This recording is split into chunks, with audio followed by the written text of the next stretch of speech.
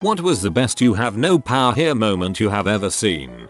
I used to work for a super cunty manager when I worked at McDonald's. This guy was horrible to us. He was constantly bullying us, crap talking us to customers, and doing everything in his power to make us miserable. Well, so many people complained about him that he ended up getting fired. New manager was great. He was super chill and understanding with us all. A couple weeks after he took over, the old douchebag comes in and starts talking about how terrible the store looks, how our service is shittier than ever, and how much this store needs him. The new manager looked at him and said, if you don't leave, then the cops are gonna make you. When the douchebag didn't move, new awesome manager stuck to his guns and called the cops. The douchebag is no longer allowed on any McDonald's property in the city and has a restraining order against him.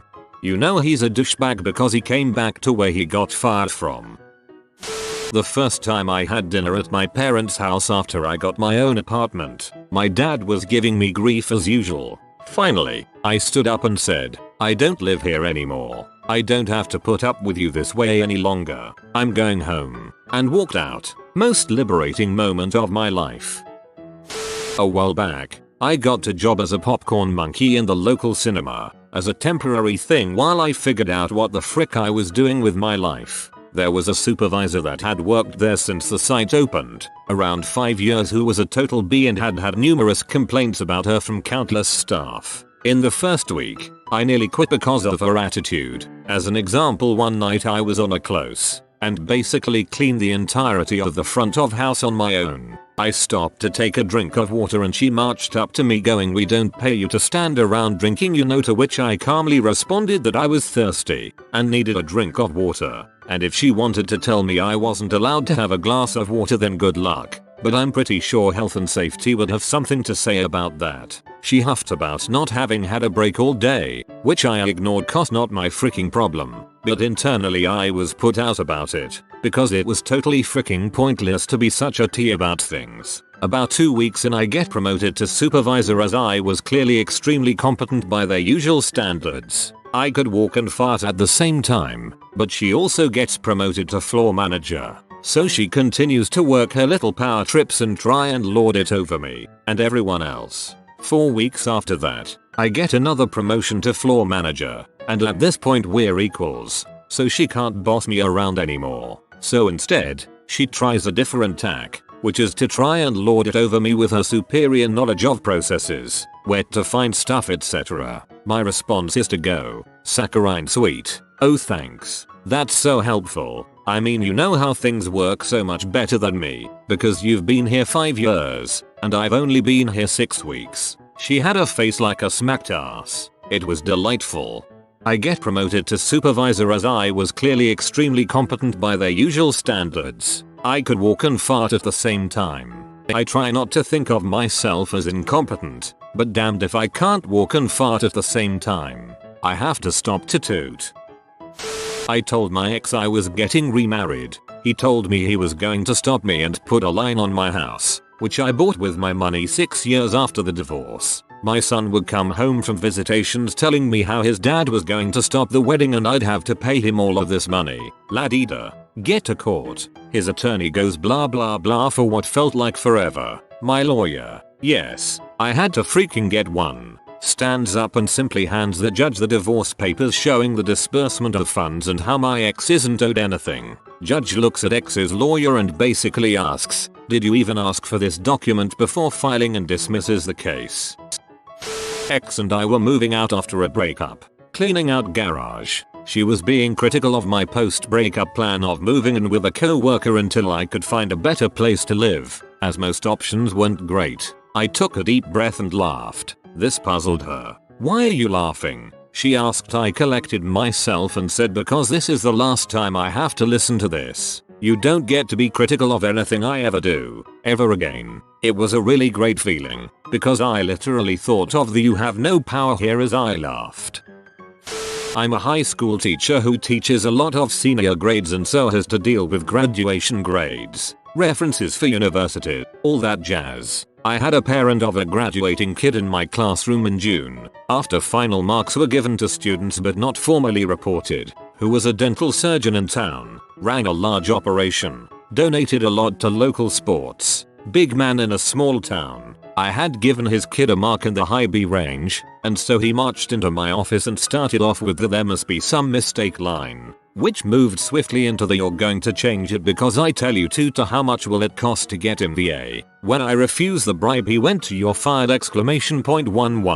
Not "I'm going to get you fired but you're fired. Clean out your desk." I just asked him to leave. Ended badly. He threatened violence. I reported him to the school admin. He's now banned from the property. "Mister, I pay your salary so you work for me, you lousy piece of s." It was threatened with the cops by Mr. Random Act PG.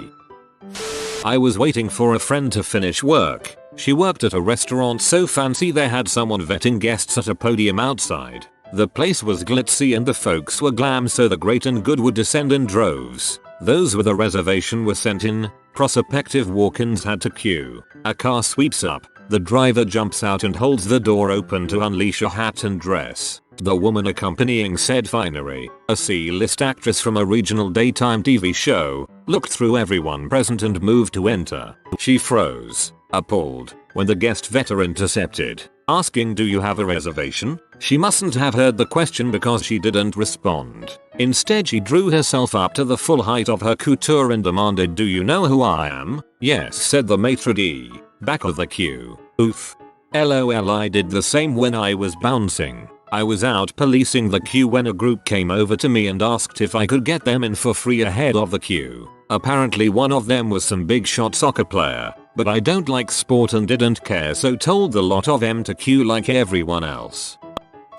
This is a bit silly, but gave me a great feeling of satisfaction. Due to the bad economy and poor money management, my parents have moved into the spare room of the house my husband and I bought a year ago. Things are mostly smooth, though I'm not the closest to them for several reasons I won't go into here. The other evening I was out gardening. Because it's hot during the day and we have the luck of having a streetlight right next to our front yard, keeping it pretty well illuminated even after sundown. I mostly garden at night, and I thought I had gotten the hose twisted, as it kept getting stuck. This went on for a bit. When I realized that it wasn't stuck, but being pulled, I looked into the dim area just past the illumination of the streetlight and spied my father, crouched over and tugging the hose. Well, I did the only reasonable thing to do, and I sprayed him. He yelled and ran inside with me chasing. Once he got inside, he made a face and goes, "You can't get me now. I'm inside," in that father to daughter "don't you make a mess" tone of voice. I readied my hose, looked him in the eye and said, "It's my house," and just fricking let loose with the hose. He was soaked. Worth cleaning up the mess for that moment of true fear in his eyes. This is the most wholesome crap I've ever heard in my life. This was great. Not me, but a story my dad used to tell me all the time. So my biological grandmother was very emotionally abusive. She was very controlling and tried to keep people within her sphere of influence. There's a reason why my grandfather divorced her. In high school my dad had a job washing airplanes at an airport in our area, which he absolutely loved. He is a huge fan of aircraft in general. He had classes until roughly 10 AM and then he'd be off to work until around 10 PM. It was what he loved. He didn't mind long hours being around aircraft all day. But one day he came home a little too late for his mom's liking. She said she'd take his keys to his motorcycle and that he lost privileges to it. The fact of the matter is that he bought the motorcycle himself and he needed it to get to school as well as work. He laughed in her face and she didn't do anything. She couldn't do anything. TLDR. A pair of angry moms threatened legal action if I fired their useless kids. I work for a trampoline park franchise. We opened a sister location that I ran for about a year and a half before moving back to take over the old location. When I got back, a lot needed fixing, but in particular there were 2 teenage employees that had been fired suspended on numerous occasions. They were generally lazy, rude jackasses that shouldn't have been hired in the first place. Problem was, they both had aggressive helicopter moms that intimidated the manager into rescinding any punishments. Once I came back, I took stock of our employees and had a long talk with the entire leadership team. I learned which employees caused which problems, who was unreliable, who had a regular habit of skipping shifts, texting on shift, etc. I fired about a half dozen that first week, including those 2 I mentioned. That night, Both moms called my personal cell to scream at me. Our numbers are listed in the online scheduling tool so employees can find shift covers more easily. They demanded to know why I fired them, threatened to sue, have me arrested, accused me of discrimination against their white middle class sons, etc. I simply asked, is your son over 18? Yes. So you're demanding I illegally release personal information regarding a former adult employee? Bye. Woman complained we wouldn't fill her clearly fraudulent C2 prescription. Brought the brand new store manager back to the pharmacy to make us fill it. She says you have to fill it. God himself cannot make us fill anything if it fails the checks. Number. The guy that I'd gone on a few dates with introduced me to his parents. Things went well, or so I thought. He drives me home. We end up talking and drinking a few beers. I didn't want him on the road with any alcohol in his system, and I enjoyed his company, so we end up hanging out until 3 AM. His mom starts blowing up his phone, demanding that he comes home, so he drives himself home to find that he's been locked out of his house. His mom said that he can sleep outside. He shouldn't be spending time with someone like me. Still don't know what she meant by that, and that I'm just another stop on the P train. He tells her not to talk about me like that, to which she says when you're under my roof, I'll say whatever I want about whoever I want. So he picks up his phone, calls me, asks if he can stay at my place for a little while. It's been 7 years, we are engaged, have a dog, a cat, and a happy life. I also plan on throwing some subtle train themes into the wedding celebration after the end of the plague. In your vows say something like I'm glad I'm the last stop on the P train for you. I worked in management at a theater for a while. If the concession counter was slammed and I was able, I'd leave my post and help them sling popcorn. One night while helping out, a particularly belligerent man started cussing out a 16-year-old girl on a cash register for being too slow, even suggesting she quit since she clearly couldn't handle pushing buttons or scooping popcorn. It was pretty disgusting and I felt so bad for the girl. I stepped in and told the guy that our employees have the right to refuse service to customers who harass them as part of our anti-harassment discrimination policy, empathized that the lines were longer than usual, and suggested he should apologize and move on. He was P, left half his order on the counter and started fuming off, anticipating his next move. I went back to my original post that night, as manager of the customer service kiosk. Oh boy, the look on his face when he saw me. Didn't want a refund of his tickets though, so I assume he watched the movie without popcorn. Good on you. I hate those abusive fricks, always finding some young, sweet person to abuse. IT services for a client of mine. They paid for me to come to their office and address a problem. 8 hours minimum time. The issue was resolved in about 45 minutes. They'd set up something incorrectly and it was pretty obvious once I got into the system. I was packing up to leave and the client stopped me. What are you doing? The system is fixed, so I'm headed out back to my office. No, I paid for 8 hours. You'll do your 8 hours. If I tell you to wash my car for 8 hours, that's what you'll be doing, right? So anyway, I'm leaving. I'll notify the office to send you the invoice and in all likelihood we'll no longer be working with you and withdrawing your lease on our equipment. A client once paid for me to fly to New York and spend 2 nights in a nice Manhattan hotel to add a semicolon to her config file.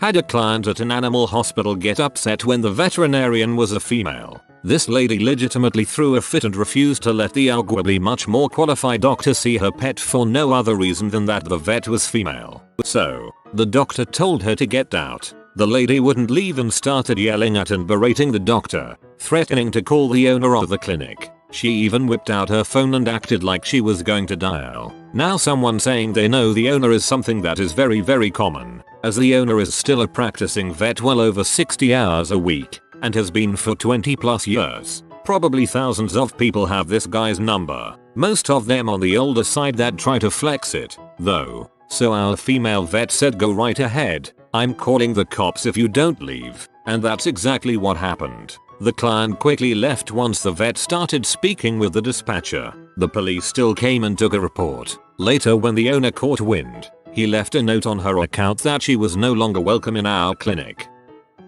Some secretary of some branch of a state agency would go on a power trip and stamp Do not copy on things that she sent to local agencies. Well, I work for an oversight agency and I needed a copy. Locals were terrified, so I rolled my eyes and called to explain that the locals and I were basically the same entity. Woman started to have a conniption fit, but she got real quiet when I cut her off and said, "Fine, I'll issue a subpoena. What's your name and job title?" she answered, and the sheriff served her a subpoena for what I wanted. Guess she wasn't used to that. I worked for 8 years servicing communications equipment on site. 5 of those years were as the department manager. When oil was found in our area, we got so busy we could barely even think. Most of my team were pulling 12-plus-hour days 6 days a week and we were struggling to hire people quick enough. One day, the CEO texted and said he hired an assistant manager for me, which was something I desperately needed. I was dirty as heck from my previous job and swung by the store to pick him up and take him to one of our sites where he would be doing paperwork. The moment he got in the truck, he immediately started talking crap. He started telling me about how everything we were doing is fricked up and the department manager, my name, was a total moron and he would have my job within a few months. I just sat and mostly listened. He obviously didn't know crap about my industry and every time he would say something wrong, I would try to politely correct him and he'd either backtrack or insist that I was trained wrong. When we got to the site out in the middle of the West Texas desert, he complained about the layer of dust on everything and ordered me to clean up the entire site. When I sat down at my desk, the guy continued to be my ear off about everything that was wrong and chastised me for sitting down at my desk when he told me to clean up the site. So I called for a taxi, filled out a notice of termination, and handed it to him. He looked absolutely shocked. Then he defiantly protested that only CEO could fire him. I said, "And my name, right?" He sheepishly nodded. So I stuck my hand out for a handshake and introduced myself. I can teach anyone how to service equipment, but I don't have a clue how to teach someone to not be an butthole. That would be a customer we had named Nick. I'll leave his last name out to protect the stupid. He would email us and always CC editor at sumnationarnosparpa.com and most of his emails were things like "nothing fricking works." None of the national newspapers responded. I imagine some underling just rolled his eyes and deleted them. Finally he said, "Fix this in 5 minutes or I cancel." My manager says, "Let me see that email." He responded, "Thank you. I cancelled your account. We don't want customers like you anyway. If you want to contact the media, that's your call. I'll happily provide the months of threatening emails you sent to my staff." He gave us months of headaches over a £45 quarter account. We definitely didn't need him. Having worked for a national paper answering reader issues, he is not alone in ceasing in media outlets to every complaint. He is in a depressingly large club. I wasn't good at returning library books when I was a kid. I got lectured by my school librarian about it a lot. Fast forward 20 years and I'm a supervisor at the local public library and my former now retired school librarian goes there. One day I see her sneaking around the front desk instead of coming back to say hi to me and I immediately figure something's up. I go up to say hi and she acts exasperated and tells me she was trying to avoid me because she had overdue books. So I put on my reading glasses, pulled them down over my nose, and delivered the same lecture she'd given me countless times about being responsible and turning in books on time. Your training is now complete. I started working for a welding company as an engineering manager. We were selling an extremely complex weldment pressure tank that goes under the shitter for 4.9k. Out costs were 9.3k. The owner took the bid to get in with this big company. The owner legit said, "We'll make it up in volume." We weren't. Anyway, the buyer for the larger company was a huge B and would regularly yell on phone calls. We sent them a letter that we would honor the last 5 tanks on the current PO at the same price. I didn't even want to do that, but after that they were going up to 10k per. She drove down with her boss the next day and demanded an explanation and threatened to pull the business. I replied that we were losing 5k per tank and couldn't do it anymore. She demanded evidence, which I already had pulled up, and simply turned on the projector. I said, "As you can see, we cannot continue to make this part at such a huge loss and I don't think anyone can make it for the original price. So if you have to pull the business, we understand." Her boss tripped over himself cutting her off and said they weren't pulling out and actually thanked us for honoring the current PO. I didn't have many run-ins with her after that. Know your costs and never be afraid to fire a customer. I have many times. Most all come back. Let them save face and very often they become actual good customers.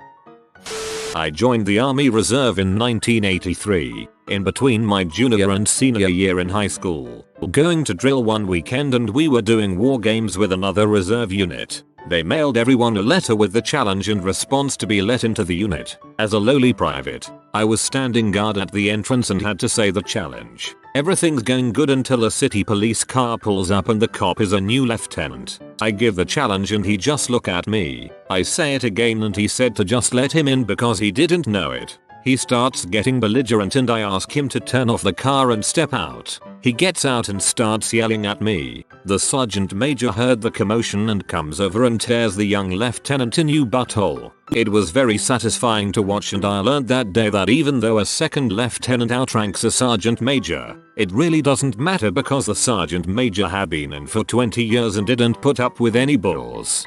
The best description of how a sergeant major chain of command works. From another sub. There's two kinds of authority in the military, rank and position. In regards to rank, an LT outranks a SGM. However, in regards to position, a SGM is likely at least 2 or 3 echelons above the LT, and can easily make that LT's life a crap waiting simulator. If you are new to the channel, you can subscribe. I publish new videos every day. Until then, check another video.